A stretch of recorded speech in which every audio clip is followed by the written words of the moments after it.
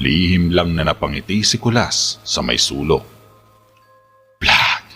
Sinara ng dalawang kawal ang pinto pagkalabas ni Mang Rigor sa council chamber. Napalitaan ni Javier ang nangyari sa palasyo, kaya dali-dali siyang umuwi ng bahay upang kausapin ng tiyuhin niya. Naabutan niya itong kasalukuyan ng nag-iimpake ng mga gamit. Mukhang buo na rin ang loob nitong umalis dahil wala naman siyang magawa kundi sundin ang makapangyarihang utos ng hari. Sino ba naman siya para tumutol? Isa lamang siyang tipikal na manggagamot. Yun ang turing niya sa kanyang sarili. Nalulungkot man, pero ganun talaga ang buhay. Minsan, hindi ka palaging nasa ibabaw lang. Ibababa ka rin ng iyong tagumpay dahil yun talaga ang nakatadhana sa iyo na kailangan mo lang din tanggapin. At tanggap na ito ni Mang Rigor. Ang mahalaga ngayon sa kanya ay ang kapakanan lang ni Javier.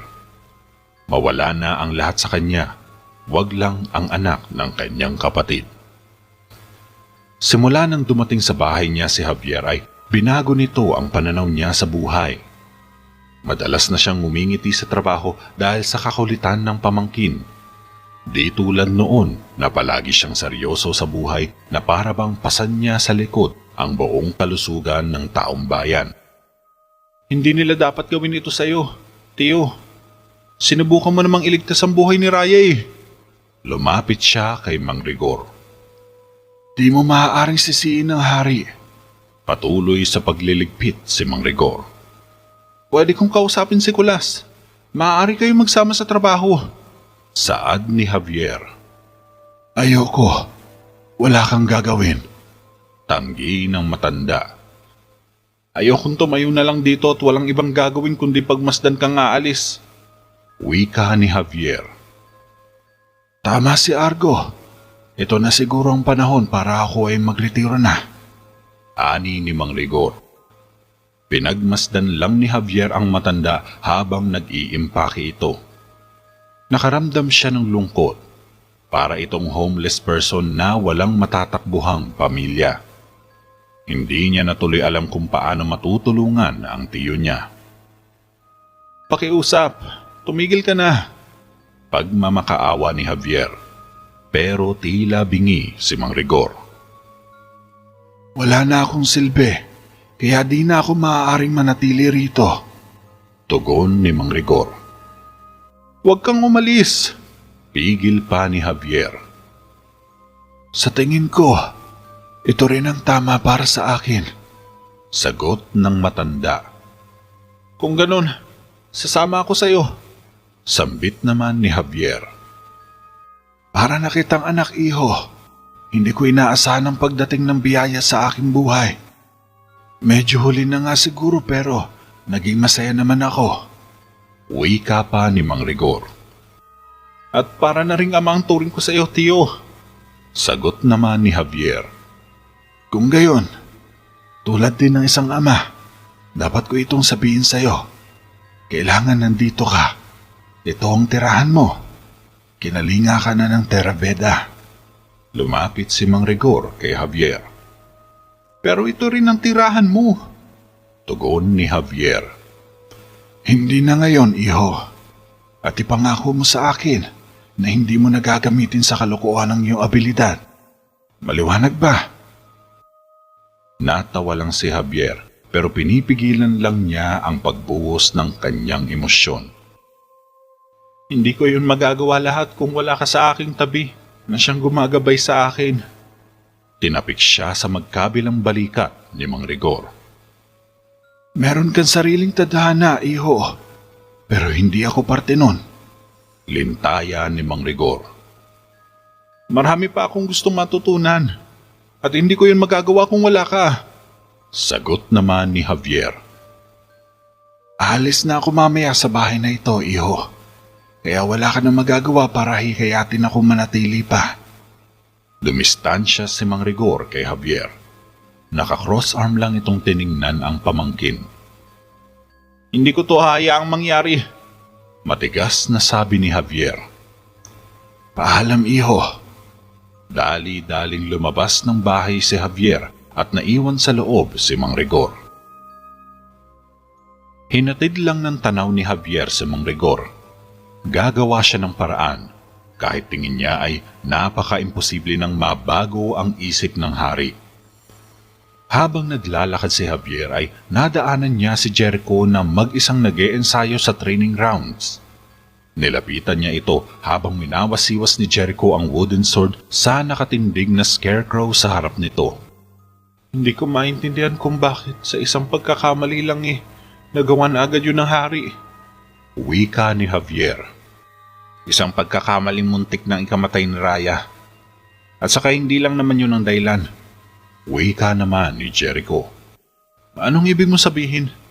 Pagtataka ni Javier. Napahinto si Jericho sa ginagawa at napalingon ito kay Javier. Masyado na raw makaluma si Mang Rigor, kaya marami na itong maling nagagawa. Yun ang sabi ni Nicolas. Pahayag ni Jericho. Kalokohan yan! Di makapaniwala si Javier na masasabi yun ng taong hinahangaan niya. Sa katunayan, wala namang may gustong magretiro si Mang Rigor. Buong buhay niya ay inilaan niya sa pagsisilbi sa taong bayan at pinapagaling niya ang may sakit sa Terabeda. At matagal na siya naglilingkod sa palasyo, sa amin. Pero nagbaba na ng desisyon ng hari. Tumutol man kami ni Raya, wala pa rin kami magawa. Malungkot na paliwanag ni Jericho. Napabuntong hininga si Javier. Samantala, sa may koridor naman, makikitang magkasamang naglalakad si Nicolas at Haring Argo. Patungo na sila ngayon sa kastilyo habang pinag-uusapan nila ang teknolohiya ni Nicolas na siyang gagamitin sa makabagong pamamaraan ng paggagamot. Papalaguin nila ang mga ito at sisikaping maging perpekto ang gagawin nilang pag-upgrade sa mga equipments. Subalit lingid sa kaalaman ni Haring Argo ay sinasakyan lang siya ni Nicolas. Iba talaga ang kanyang pakay. Unti-unti niya munang paiikutin ng hari sa mga palad niya bago niya gawin ang brutal na paghihiganti. Sa tingin ko, nagugustuhan mo na rito. Wika ng hari. Patangu-tangu lang si Nicolas at patuloy na inuutos si Haring Argo. Gagamitin niya ang pagkalugmok ni Mang Rigor upang iangat pa ang sariling upuan. Oo nga po, kamahalan. Sa kasimula nung suriin ko ang mga gawa ni Mang Rigor, nalaman ko nire-resetahan ka pala niya ng arnika. Wika pa ni Nicolas. Oo, para yun sa balikat ko. Binibigyan niya ako ng gamot para sa sugat na aking natamo sa digmaan. Pero mas lalo lang sumasakit ang balikat ko dun. Sabay tinuro ng hari ang kanang balikat nito. Biglang huminto si Nicolas. Kung mamarapatin ninyo po, kamahalan, maaari ko kayong bigyan ng bagong gamot na mas epektibo po kaysa sa nireseta sa inyo ni Mang Rigor. Pang-aalok pa ni Nicolas. Epektibo ba yan? Tila natuwa ang hari. Opo, kamahalan. Ito po ay lunas sa lahat ng karamdaman. Nakangiting sagot ni Nicolas. Sa kabilang banda, habang namamalengke si Michelle sa tindahan ng mga gulay ay napansin niya si Mang Rigor na palakad-lakad sa may lower town. Mang Rigor? Tawag niya sa matanda at lumapit naman ito. Napansin ni Michelle na may hila-hilang kabayo si Mang Rigor at pasan-pasan nito ang mga gamit ng matanda. Aalis po kayo? Gulat ni Michelle. Tama ka, iha. Pasensya na at hindi ako nakapagpaalam sa inyo ng inyong tatay. Wika ni Mang Rigor. Ayoko pong umalis kayo, Mang Rigor. Wala po akong tiwala kay Nicolas. Wala po talagang dugo sa tainga ng prinsesa. Pinahiran lang ito ng dugo ni Nicolas at may kung anong ginawa siya kay Raya. Nakita ko po yun. Pagbubulgar ng dalaga. Lahat pala ng ginawa ni Nicolas ay nasaksihan ni Michelle. Hindi pala rosemary ang dahilan kung bakit may dugo sa tenga si Raya, kundi nilagyan lang ito ni Nicolas para masetap nito si Mang Rigor at madiin sa kanya ang sisi. At nagtagumpay nga siya. Kailangan mo itong ilihim sa iba. Wika lang ni Mang Rigor. Halatang hindi ito nabigla o nagulat man lang sa pahayag ni Michelle. Sinasabi ko to sa inyo dahil alam ko pong may magagawa pa kayo. Saad ni Michelle. Wala na akong magagawa, iha. Malungkot na sagot ni Mang Rigor. Pero nararamdaman ko po na meron siyang masamang binabalak. Kailangan natin siyang pigilan. Ani ni Michelle. Di yan ganun kasimple, iha. Sambit ni Mang Rigor. Kung ganun, iiwan mo na lang kami? Panghihinayang ni Michelle. Pasensya na, iha. Wala na talaga ako magagawa. Tila sumuko na nga si Mang Rigor. Kailangan mo talaga mamili sa buhay. Kung lalaban ka pa ba o susuko na? Turan ng dalaga. Pwes, ang pinili ko ay umalis na lang. Sagot ni Mang Rigor. Kailangan niyang gawin ito para sa kapakanan ni Javier. Talagang nakatuon na lang siya sa sinabi ni Gamora. Kung ganun, mag-iingat po kayo, Mang Rigor. Sabay hinagkan sa pisngi si Mang Rigor. Sobrang nalulungkot si Michelle sa paglisan ng matanda. Ito kasi ang nagbibigay ng gamot sa tatay niya tuwing nagkakasakit ito. Paalam po, Mang Rigor.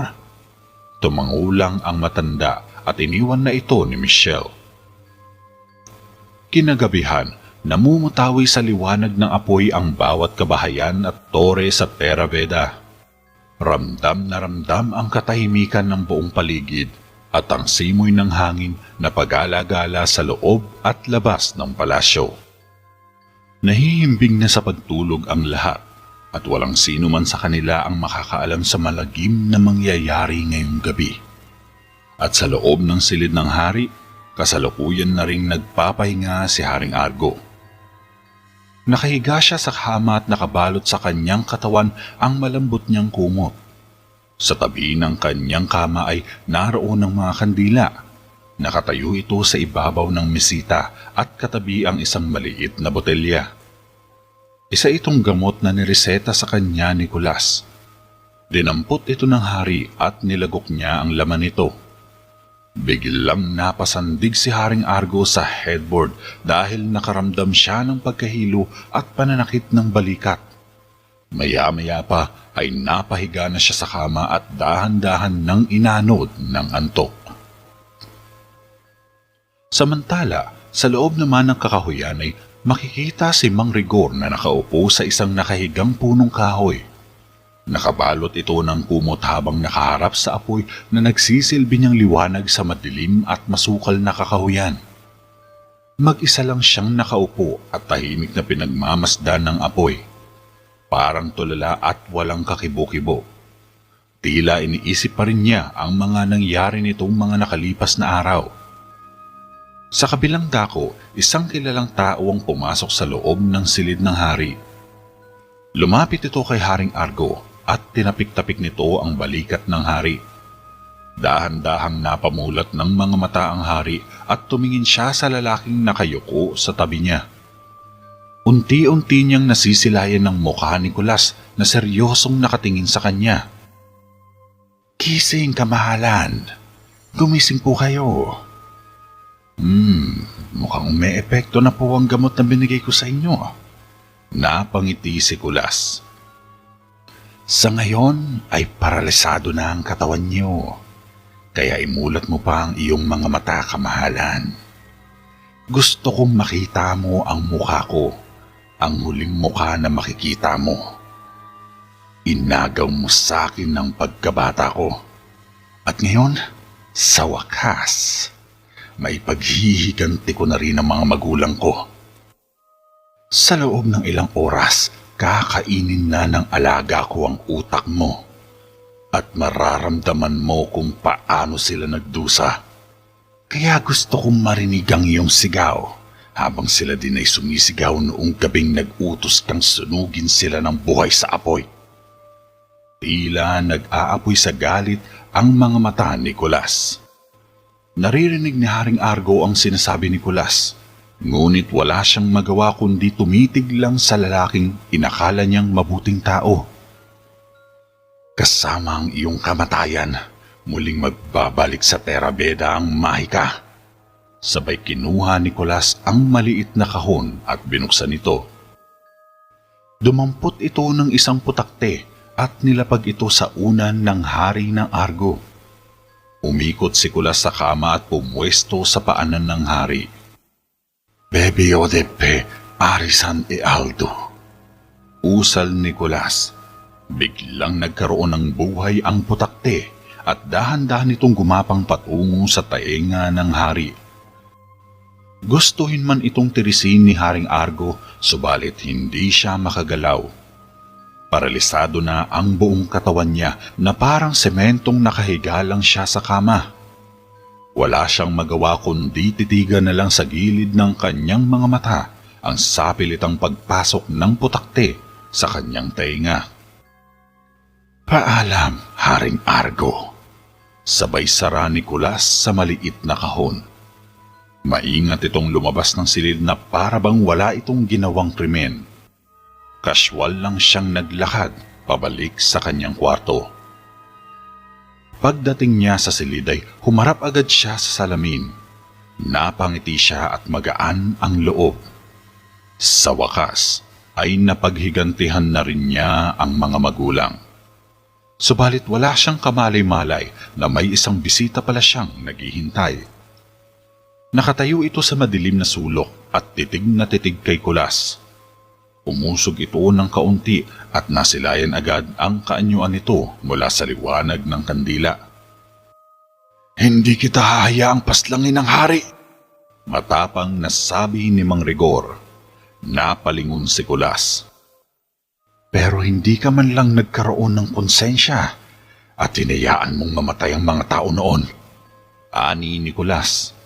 Dahan-dahang naglakad ang matanda papalapit kay Nicolas. Nilamon na ng salamangka ang mga isip nila at kasama ka na doon, sagot ni Mang Rigor. At paano mo naman ako pipigilan? Sarcastic na sabi ni Nicolas. Tinuro ni Mang Rigor si Nicolas at umusal siya ng spell. Wase Lerlek! Pero walang nangyari. Kaya nagtaka ang matandang manggagamot. Baka ang ibig mong sabihin ganito yun. Dismayadong sabi ni Nicolas, sabay inusal niya ang tamang spell at umaktong binaril niya si Mang Rigor. Bakilert! Biglang tumalsik si Mang Rigor at bumangga ang likod nito sa pader. Nanghihina itong nakatingin kay Nicolas. Nakalimutan mo na ba lahat, Rigor? Mukhang tumatanda ka na nga. Huwag kang mag-alala. Meron din akong lunas dyan. Turan ni Nicolas at sumambit muli siya ng spell. For Bayerney fell. Mabilis na luminya sa sahig ang nagniningas na apoy at pinalibutan si Mang Rigor. Nakulong siya sa loob nito. Nanlaki ang mga mata ni Mang Rigor at hindi niya alam ang gagawin. Nakangiti lang si Nicolas. Sa may staircase, tumatakbo si Jericho sa mahabang pasilyo nang madaanan niya si Javier na bumababa sa pakurbang hagdanan. May bitbit itong bedsheet at dadalhin niya na sana kay Nicolas. Bigla itong napalingon ang tawagin ni Jericho. Javier! May masamang nangyari kay Ama! Kailangan mong puntahan si Nicolas. Hangos ni Jericho. Biglang tinapon ni Javier ang bedsheet at mabilisan niyang tinungo ang kwarto ni Nicolas. Pagpasok sa silid ni Javier, bumungad agad sa kanya ang nagbabagang apoy. At nakita niyang nakapalibot ang apoy kay Mang Rigor. Isang Wiccan circle flame ang kumulong kay Mang Rigor. Madalas itong gamitin ng mga witchers para ikulong ang mangkukulam na kaaway nila. Kumakapal na ang apoy sa Wiccan circle at naiinitan na rin sa loob si Mang Rigor. Napatingin si Javier kay Nicolas. Anong ginagawa mo? Galit na sabi ni Javier. Gusto niyang patayin si Argo. Di ko siya hayaang gawin yun. Sabat ni Mang Rigor. Ngayon, maaari ko ng kontrolin ng kaharian. At kasama ka, Javier. Kapag nagsama tayo, magiging makapangyarihan tayo sa lahat. Nababaliw na wika ni Nicolas. Pakawalan mo siya! Sagot ni Javier. Hindi mo ko kaya, Javier. Napatingin si Nicolas sa palakol na nakasabit sa dingding. Sa isang kumpas ng kamay ay lumutang sa hangin ang palakol at tumilapon ito kay Javier. Shock! Nagulat si Mang Rigor at Nicolas nang biglang huminto ang palakol ng ilang sentimetro sa mukha ni Javier. At napansin ni Nicolas na naninilaw ang mga iris ni Javier. Parang sa pamamagitan lang ng isip ay nagawang mapahinto ng binata ang palakol nang wala man lang sinasambit na orasyon. Nagimbal si Nicolas nang biglang umikot ang palakol at humarap sa kanya. At sa isang mabilis na pangyayari ay biglang may puwersang nagtulak dito para mataga sa mukha si Nicolas. Shock! Bumagsak sa sahig si Nicolas na wala ng buhay. Wasak ang mukha ni Nicolas at lumawa ang mga mata nito at nalaglag sa sahig. Sa pagkasawi ng mambabarang ay biglang lumiit ang apoy hanggang sa unti-unting maglaho ang Wiccan circle flames. Ayos ka lang ba, Tiyo? Tanong pa ni Javier. Oo, salamat sa iyo, iho. Pero sa halip na akayin ang matanda, ay tinakbo ni Javier ang mesa at kinuha niya agad ang maliit na kahon. Anong ginagawa mo? Taka ni Mang Rigor. Masama na raw ang lagay ng hari at tulad ito ng karamdaman ng prinsesa. Sabi ni Nicolas, ito ang ginagamit niya upang pagalingin si Raya. Maaari nga na ito rin ang lunas. Paliwanag ni Javier. Lumapit si Mang Rigor sa pamangkin at sinilip nito ang kahon. Mga butakteng elantia. Nasambit ng matanda. Nagmula din ba sila sa Salamanca? Tanong pa ni Javier. Oo. Mababangis sila na insekto. Kaya nilang pasukin ang ulo ng tao at kainin ang utak nito hanggang sa wala nang matira pa. Kung ganun, kailangan na natin magmadali. Wika ni Mang Rigor. Dali-daling tumakbo ang magtiyo patungo sa silid ni Haring Argo. Pagdating nila ay nadatnan nilang tulog si Haring Argo habang nakaratay sa kanyang kama at namumutla ang buong katawan. Halatang nakaramdam ito ng matinding sakit bago mawalan ng malay. Paano natin maialis ang putakti bago siya mapatay nito? Nag-aalalang tanong ni Javier. Isang paraan lang ang naiisip ko. Ginamitan siya ng mahika, kaya yun din ang gagamitin para mapalabas ang putakti na pumasok sa kanya. Sagot naman ni Mang Rigor. Hindi natin ito pwedeng gamitin. Siguradong papatayin niya tayo. Tila alanganin ni Javier. Dahil kapag nalaman ito ng hari, tiyak, papatayin din sila kahit pa man niligtas nila ang buhay nito. Wala na tayong pagpipilian. Tugon ni Mang Rigor at hinawakan sa kamay ang pamangkin. Hindi nga pwede, Tiyo. Tutol pa rin ni Javier. Ayaw niyang manganib ang buhay nila sa gagawin niya. May mga pagkakataon na kailangan din nating gawin ito at tungkulin mo itong gawin.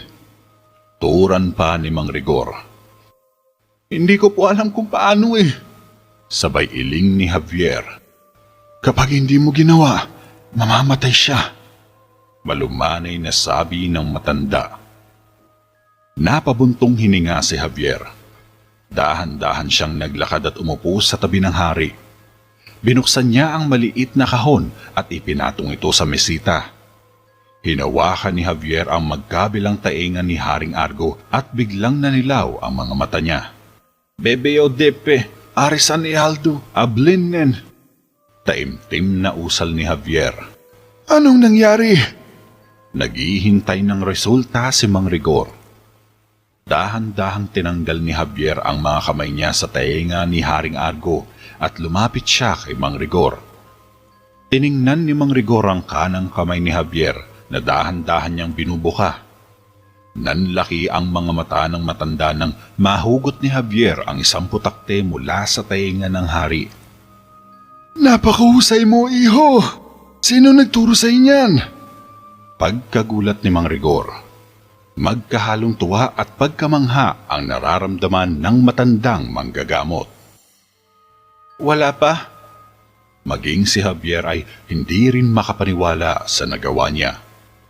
Nagtataka ito at naguguluhan dahil bigla na lang ulit may nagkokontrol sa katawan niya at parang sinasabi sa kanya na magtiwala lang siya. Nagtawanan ang magtiyo sa nangyari at dahil sa ingay nila ay unti-unting nagigising si Haring Argo. Subalit tinabihan ito ni Mang Rigor at pinatulog na lang ulit ang hari. Kinabukasan, pinuntahan ni Mang Rigor si Haring Argo sa silid nito. Nakita niyang nakaupo ito sa silya at tahimik na nakatingin sa kama. Mukhang pinoproseso pa ang nangyari kagabi bago siya mawalan ng malay. Lumapit si Mang Rigor sa hari at inabot niya ang isang botelya ng gamot. Inumin mo to. Makakatulong yan upang manumbalik ang iyong lakas. Wika ni Mang Rigor. Ayos lang naman ako, Rigor. Naalala mo ba sila? Ang mga magulang niya. Pero ininom pa rin ni Haring Argo ang gamot. Naalala ko silang lahat. Kamahalan. Nilapag ni Mang Rigor ang gamit niya malapit sa alsante. Tinawag siya ng hari. Niligtas mo na naman ang buhay ko, Rigor. Tapat at maayos mo talaga akong pinagsisilbihan. At alam kong may mga bagay akong ipinagagawa sa iyo na nahihirapan kang gawin. Nahihiyang sabi ng hari. At palagi mong ginagawa ang pinaniniwalaan mong tama. Tugon naman ni Mang Rigor. Mali ako nung araw na tinalikuran kita. Patawarin mo ko. Nagbaw lang si Mang Rigor. Simula ngayon, aalalahanin ko na ang mga bagay niyan. Mula sa paglaban sa Mahika, ikaw ang unang taong pagkakatiwalaan ko. Ngumiti lang si Mang Rigor. Isang araw, dahil sa mga nangyaring di kaaya-aya sa loob ng palasyo ay nakapagdesisyon si Haring Argo na bigyan ng parangal si Mang Rigor dahil sa pagliligtas nito sa kanyang buhay. Nakatayo ang matandang manggagamot sa harapan ng hari habang nakapaligid sa kanila ang Royal Court. Ako at ang aking pamilya at ang aking kaharian ay may malaking utang na loob sa iyo. At bilang parangal, hindi lang kita ibabalik bilang doktor. Simula ngayon, ikaw ay isa ng malayang tao. Nakangiting wika ni Haring Argo at inabot kay Mang Rigor ang isang pergamino o pinatuyong katad mula sa tupang may nakasulat na testamento. Nagpalakpakan sa tuwa ang buong Royal Court na nakasaksi sa pagbibigay parangal kay Mang Rigor. Dahil ibig sabihin lang nito ay untouchable na siya at malaya na niyang gawin ng anuman maliban sa batas ng kaharian.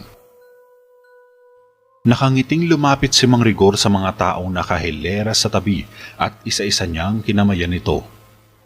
Maging si Javier ay nakikamay na rin, subalit pinalo ito ng pergamino ni Mang Rigor. Natawa na lang si Michelle sa inasal ng magtiyo. Isang oras ang nakalipas sa may lower town. Makikitang naglalakad ang magtiyo pauwi ng bahay. Nadadaanan nila ang mga nagtitinda at nginingitian sila ng mga ito. Binibiro pa ni Javier ang tiyuhin dahil mala action star ang datingan nito. Kalat na kalat kasi sa buong Terraveda ang nagawang paglaban ni Mang Rigor sa mambabarang na si Kulas na inakala nilang isang tagalunas. Pinag-uusapan sila ng mga tao at hangang-hanga sila sa pinakitang husay at galing ni Mang Rigor dahil sa kabila ng edad nito, nagawa pa rin niyang kalabanin ang batang mambabarang. Di pa rin makapaniwala ang lahat, maging sina Javier at Mang Rigor ay napapaisip din kung may natitira pa bang katulad ni Kulas na nagpaplanong wasakin ang payapang kaharian ng Terraveda. Gayunpaman, nilihim pa rin ni Mang Rigor ang totoong nangyari. Walang nakakaalam kung paano namatay si Kulas. at naitago nila ang bangkay nito sa tagong lugar na sila lamang ang nakakaalam. Bagamat natapos na ang paghihiganti ni Kulas, nalulungkot pa rin si Mang Rigor dahil biktima lang din si Kulas ng poot at galit. Kung hindi sana pinatay ang kanyang mga magulang ay hindi sana hahantong sa ganito ang lahat.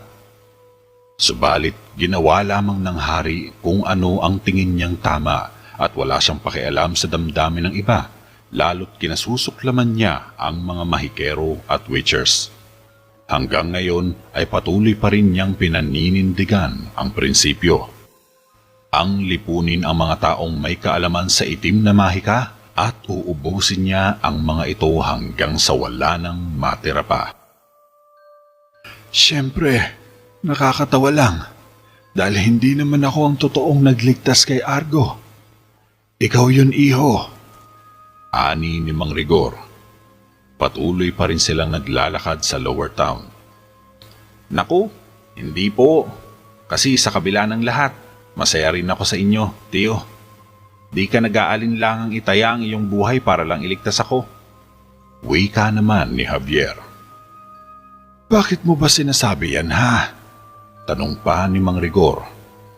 Akala ko kasi napahinto sila sa paglalakad. Mali. Wala akong ibang ginawa. Ikaw ang nagligtas sa akin at sinagip mo rin ng hari. Isa kang kamanghamanghang tao, iho. Napakahusay mo na ngayon at pinagmamalaki kita ng husto. Nakatinging sabi ni Mang Rigor. Sa tingin mo? Tanong pa ni Javier. Oo naman. Malapit na ang puntong yun. Pero malay mo, isang araw, isa ka ng dalubhasa. Makaulugang sabi ni Mang Rigor at nauna nang maglakad. Nakangiti namang sinundan ni Javier ang tiyuhin niya pauwi sa bahay. Sa susunod na kabanata, 2 nilalang ang makakasagupa ni na Javier sa hinaharap. Subalit sa pamamagitan ng mga pangitain ni Raya ay mahuhubara ng maskara ang isang nilalang at mabubulgar ang totoo nilang motibo at anyo. 2 malalakas na kaaway ang magtatangkang pabagsakin ng kalasag ng Terabeda na siyang susubok din sa abilidad ng batang mangtatawas na si Javier. Ano kaya ang mangyayari at kahihinatnan ng laban sa hinaharap? Malalagpasan kaya ito ng tinaguriang mangtatawas ng Terabeda? Abangan! Sa loob ng silid ng prinsesa, makikitang tulog at nakahiga sa kama si Raya. Pawis na pawis ito at papaling-paling ang kanyang ulo sa kaliwat kanan. Parang nasa kailaliman ito ng panaginip. Panaginip na kung saan nakikita niya ang kanyang kapatid. Walang malay at nakalubog sa tubig. Ganito ang nakikita niya. Malinaw sa kanya ang paligid. Nakikita niya si Jericho na tulala at tila wala sa sarili habang dahan-dahang hinihila sa kailaliman ng tubig hanggang sa sakupin na ng dilim. Sa ibabaw naman ng tubig, nakikita ni Raya ang isang babaeng nakatayo. Misteryosang babae at maladyosa ang ganda. Nakasuot ito ng golden hooded cloak na naka-red cape at Little Riding Hood ang postura. Nakatingin lang kay Jericho ang mahiwagang babae habang mag-isang nilalamon sa kailaliman ng tubig. Walang kasama at tila walang sino man ang maliligtas. Napangiti ang babae nang tuluyan ng kainin ng tubig si Jericho sa pamamagitan niya. Jericho! Jericho! Biglang nagising si Raya. Hinihingal siyang napaupo at pawis na pawis. Napatingin siya sa paligid. Panaginip lang pala. Isang araw sa may gubat, makikitang naglalakad ng dahan-dahan si Jericho. Hawak niya ang crossbow habang maingat na tinututok sa target ilang metro lang ang layo. Huminto siya sa paglalakad at tumuwad sa tabi ng halaman. Dahan-dahan siyang humiga at inipit ng daliri niya ang gatilyo. Sa pormang yun alam niyang wala nang kawala ang target. Suk! Sa ibang direksyon tumama ang palaso nang di sinasadyang makalabit ni Jericho ang crossbow niya. Nakatakas ang target nang mabuwal siya sa lupa matapos siyang mabangga ng isang lalaki. Inis na tumayo si Jericho at tumingin sa taong bumangga sa kanya. Napamura siya sa galit. "Ano, nahuli mo ba?" Tanong pa ni Javier habang bitbit ang isang patay na kuneho at patingin-tingin pa sa paligid. Hinahanap din ng binata ang target. "Javier, buwisit ka talaga. Payaso ka ba, ha?" Naiinis na sabi ni Jericho. Pasensya na. Tinatanong ko lang naman kasi kung..." Napahinto sa pagsasalita si Javier. "Ang alin? Ako o yung usa? Javier naman, nangangaso tayo ngayon. Dapat alisto ka. Magmatsyag at talasan ng isip." Pagtatalak ni Jericho. Napakamot sa ulo si Javier. "Kaya nagawa mong malagpasan ng 2 sa 3? At saka bakit ka kasi nakatuwad?" Tugon pa ni Javier. Mas lalong nainis si Jericho. "Buwisit ka talaga!" Sabay batok kay Javier. Biglang natigilan ng dalawa nang makarinig sila ng sigaw.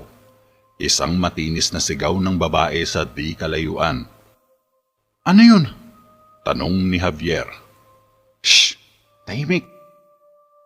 Pinakinggan nila ng mabuti ang sigaw at tila nasa hilaga nagmumula ang sigaw ng babae.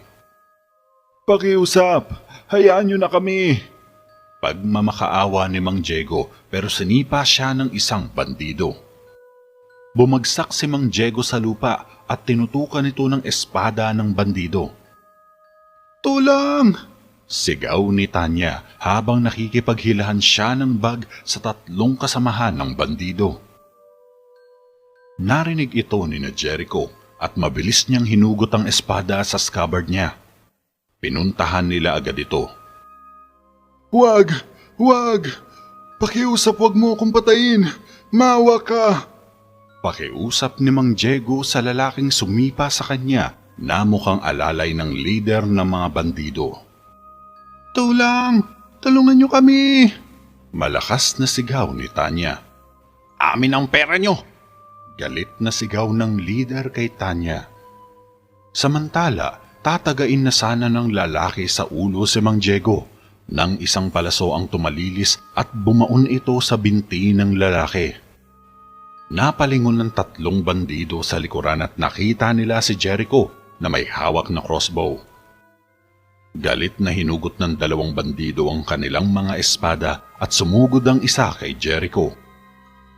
Samantalang ang leader naman ng mga bandido ay hinawakan lang si Tanya at inilayo sa kalaban. Tinapon ni Jericho ang crossbow niya at sinalubong ang lalaki. Katang! Katang! Nagbanggaan ang espada ng 2 pero mabilis na yumuko si Jericho at siniko sa likod ang lalaki. Ah! Tumba sa lupa ang lalaki. Umatake naman ang pangalawa at tumaga din, subalit mabilis na nakayuko ulit si Jericho. Nag-counter si Jericho ngunit sinalubong din siya ng wasiwas. Tinapatan ito ni Jericho at nag-swing ng atake pero nasalag ng kalaban. Klish! Nagkiskisa ng mga espada sa ere pababa sa lupa dahil napuwersa itong ibaba ni Jericho. Sling! Nagtigasan sila ng lakas pero nagulat ang bandido nang niluwagan ni Jericho ang puwersa sabay nagpakawala ng elbow throw sa panga ng lalaki. Ah! Napatingala sa ere ang bandido bago bumagsak sa lupa. Napatakbo naman si Javier sa gitna ng labanan, subalit wala itong magawa kundi manood na lang. Tumayo naman ng unang lalaki, sumugod at inundayan ng saksak sa likod si Jericho. Ktang! Nasalag ito ni Jericho at nakipag-eskrimahan sa lalaki. Mabilis ang galaw ni Jericho at halatang lahat ay kalkulado niya. Nahihirapan tuloy makipagsabayan ng bandido sa bilis ni Jericho sa espada. Shing! Nagtapo ng hiwa sa hangin ang bandido. Nablak ito ni Jericho. Tang, tang, tang. Nagpalitan uli ng atake ang dalawa. Samantala, bumangon naman ang pangalawang lalaki at napahawak ito sa mukha. May tama ito sa ilong at umaagos na ang dugo nito sa bibig. Napansin ni Javier na mukhang susugod ito kay Jericho, kaya naman naghanap siya ng paraan para makatulong man lang. Iginala niya ang paningin sa paligid at napansin niya ang isang malaking puno. Nasa ibabaw ng lalaki ang sanga ng punong kahoy. Gamit ang isipan ay binali ni Javier ang sanga at nahulog ito sa lalaki. Crack! Napatingala sa ere ang lalaki. Wah! Ha! Nadaganan ang lalaki at napayakap ito sa sanga ng punong kahoy. Natigilan sina Jericho sa paglalaban at napalingon sila sa lalaking nadaganan. Wasak ang kalahating dibdib nito at nakaluwa pa ang isang mata ng matusok ng kahoy. Nagalit ang kalaban ni Jericho sa nangyari at inatake ng marahas si Jericho. Gra! Bulag itong sumugod kaya naman nasaksak lang ito ni Jericho sa sikmura. Ungol ng lalaki at napayakap ito kay Jericho. Dahan-dahang napaluhod sa lupa ang bandido hanggang sa malagutan ng hininga. Nanlaki naman ang mga mata ng leader matapos mapatumba ni Jericho ang mga tauhan nito. Nabitiwan ito sa takot si Tanya. Pinaikot-ikot pa ni Jericho ang espada niya sa hangin kaya mas lalong natakot ang leader. Hinayaan na nito sa tabi si Tanya at kumaripas na ng takbo ang leader. Lumapit si Tanya kay Mang Diego at inakay niya patayo ang kawawang matanda. Hoy! Bumalik ka, duwag! Sigaw ni Jericho pero nakangiti ito. Sana matuto ka na, gunggong! Sabat naman ni Javier, subalit sinungitan lang siya ng tingin ni Jericho. O ano? Babatukan mo na naman ba ako? Mataray na sagot ni Javier pero di siya pinansin ni Jericho at lumapit kay Tanya. Ayos lang ba kayo? Di ba kayo nasaktan? Kumalas sa pagkakayakap si Tanya kay Mang Diego at hinarap si Jericho. Hindi, ayos lang kami. Salamat pala sa inyo. Ako nga pala si Tanya. At siya naman ang tatay ko. Hinubad ni Tanya ang hood at namangha si Jericho sa kagandahan ng dalaga. Nilahad ni Tanya ang malalabanos na kamay.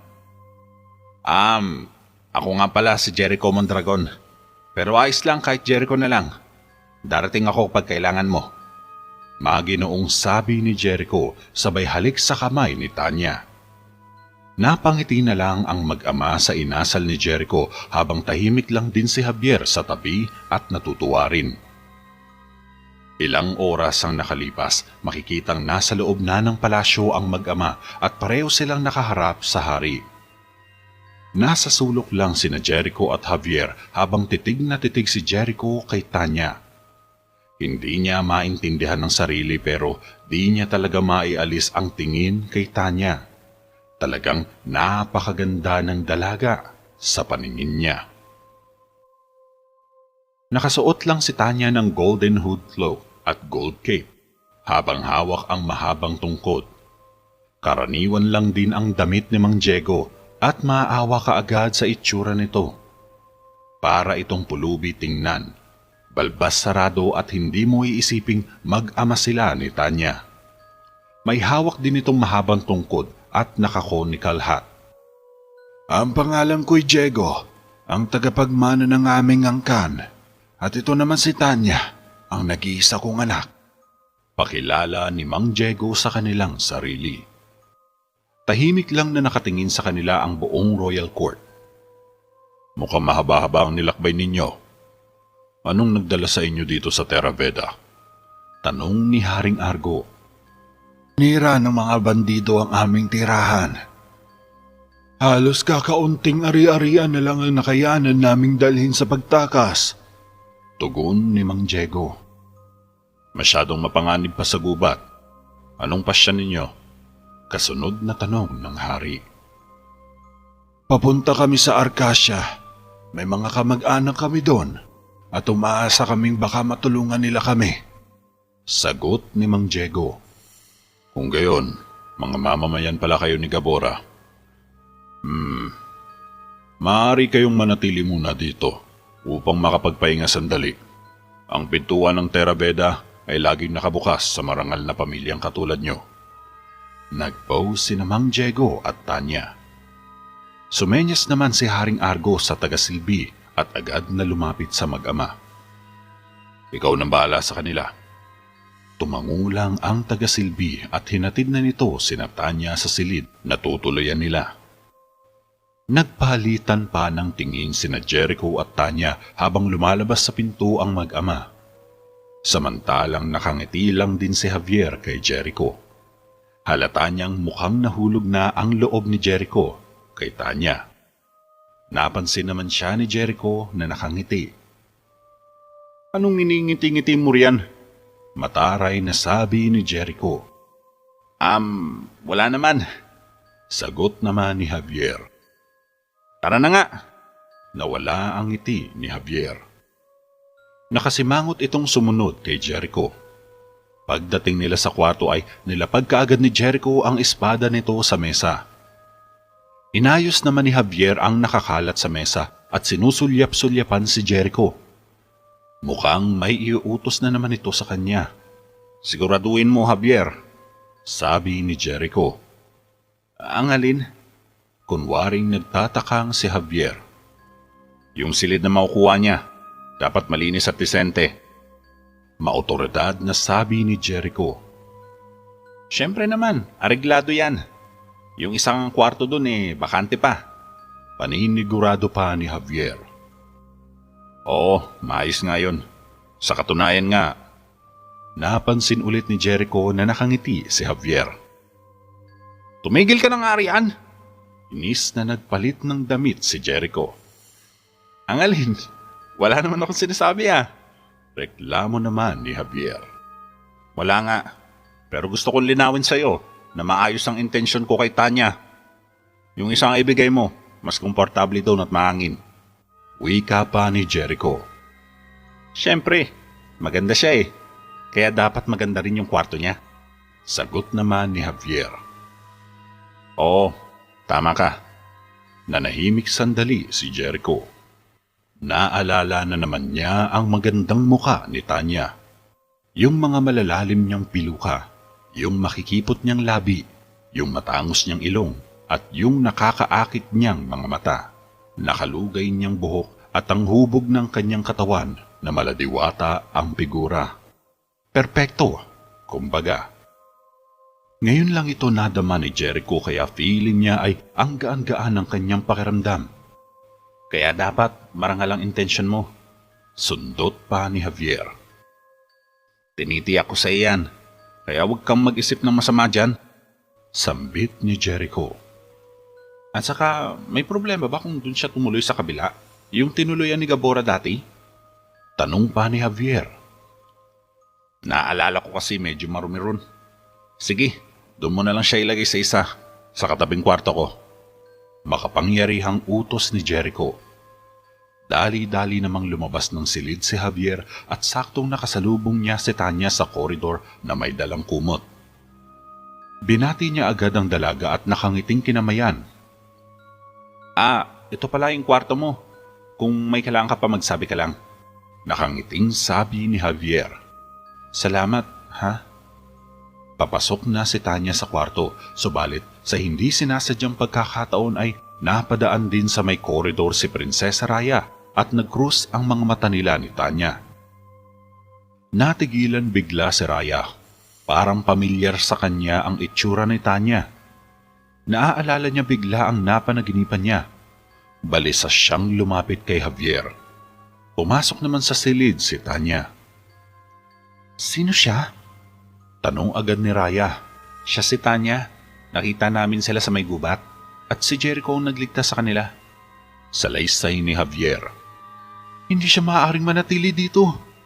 Wika ni Raya na ikinataka naman ni Javier. Ang ama mo mismong nagsabi na manatili sila rito pansamantala. Ayos ka lang ba? Nakakunot noong tanong ni Javier. Oo, ayos lang. Salamat. Sabay ngiti ni Raya at iniwan na niya si Javier. Nagpunta si Raya kay Mang Rigor para kumonsulta dito. Naabutan niya ang matanda na kasalukuyang niluluto ang isang potion tube sa gasera. Pasensya na po, Mang Rigor, kung nakaistorbo ako. Saad ni Raya. Ano ka ba, iha? Laging bukas ang pinto ko sa'yo. Sabay hinagkan ni Mang Rigor sa pisngi si Raya. Parang anak na ang turing niya kay Raya, kaya kahit gaano man kaabala si Mang Rigor ay uunahin pa rin niya ito. Mukhang importante rin ang pakay ng prinsesa, dahil minsan lang ito dumalaw sa bahay. Pasensya ka na pala, iha. Akala ko si Javier na. Kung alam ko sana na darating ka, nakapag-ayos na sana ako dito. Wika pa ni Mang Rigor. Ayos lang po. Pero yung ano niyo po, Mang Rigor, mukhang nasusunog na. Saad ni Raya. Nasusunog na? Ang alin? Pagtataka ni Mang Rigor, sinundan ng tingin si Raya at nakita ng matanda na nasusunog na ang pinapakuluan nitong potion. Dali-daling kinuha ni Raya ang timba. Inipit naman ni Mang Rigor sa tongs ang potion tube at nilubog ito sa timba. Ay, kung minamalas ka nga naman. Siya nga pala, iha. Bakit ka nga ba nagawi rito? Seryosong tanong ni Mang Rigor. Nagkaroon po kasi ako ng isang panaginip. Diretsyong sagot ni Raya. Talaga? Tungkol naman saan yan? Dugtong na tanong ni Mang Rigor. Nakita kong nakalubog sa tubig si Jericho at may babaeng nakatayo sa ibabaw niya. Pinapanood lang siyang mamatay at yung babaeng yun, nandito siya sa Terabeda. Nanginginig na boses ni Raya. Halata ang kanyang takot at pagkabalisa. Sinipat itong mabuti ni Mang Rigor. Alam mo, iha, minsan pinaglalaruan lang tayo ng isipan natin. Yung akala mong totoo ay isa palang katang-isip. Gawa ng malikot at malikhaing imahinasyon. Wika ni Mang Rigor. Pero napanaginipan ko na siya bago pa siya dumating sa Terabeda. Tugon naman ni Raya. Baka nagkakamali ka lang ng akala. Saad pa ni Mang Rigor. Hindi. Alam ko kung anong nakita ko. Totoong-totoo siya. Napakalinaw. Nakita kong mamamatay si Jericho. Papatayin siya ng babae. Pagdidiin ng prinsesa. Panaginip lang yan, iha. Kaya huwag kang mag-alala. Hindi mangyayari yun. Pinakalma ni Mang Rigor si Raya dahil halata nito na nag-uumpisa ng maging skeptic ang dalaga. Teka, iniinom mo pa ba yung gamot na nire-reseta ko sa'yo? Tanong pa ng matanda. Wala ring epekto yun. Sabay iling ni Raya. Eto, subukan mo to. Tiyak na makakatulog ka na maayos. At wala kang dapat na ikatakot, iha. Naiintindihan mo? Sabay abot ni Mang Rigor ng botelya. Salamat po, Mang Rigor. Hinagkan muli ni Mang Rigor si Raya sa pisngi. Huwag mo na sanang banggitin ito sa iyong ama. Huwag muna natin siyang bigyan ng alalahanin. Tumangulang ng marahan si Raya at lumabas na siya ng bahay.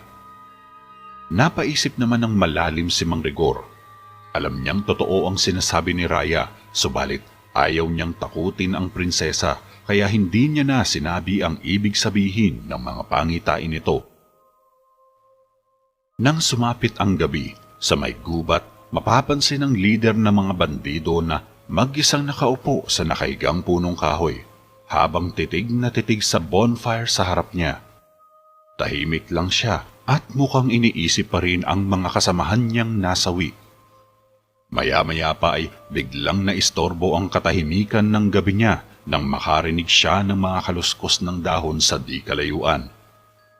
Tumayo siya at mabilis niyang hinugot ang espada niya, sabay tingin sa paligid. Mula sa madilim na bahagi ng kakahuyan, biglang nagpakita ang matandang lalaki. Nakabihis ito ng mahabang roba at may hawak itong tungkod. Lumapit ang matandang lalaki sa leader ng mga bandido. Maaari mo nang iwaksi ang mga hindi ka nais-nais sa iyong isipan, Gaspar. Naparito ako para ibigay ang bayad mo. Wika ng matandang lalaki. Gusto kong dagdagan mo pa, Diego. Namatay ang mga tauhan ko dahil sa inyo. Singhal ni Gaspar. Dinukot naman ni Mang Diego sa bulsa ang pera. Oo, naiintindihan ko. Kakilakilabot nga ang nangyari. Pero huwag ka mag-alala. Malapit mo na rin silang makita. Napaatras tuloy si Gaspar.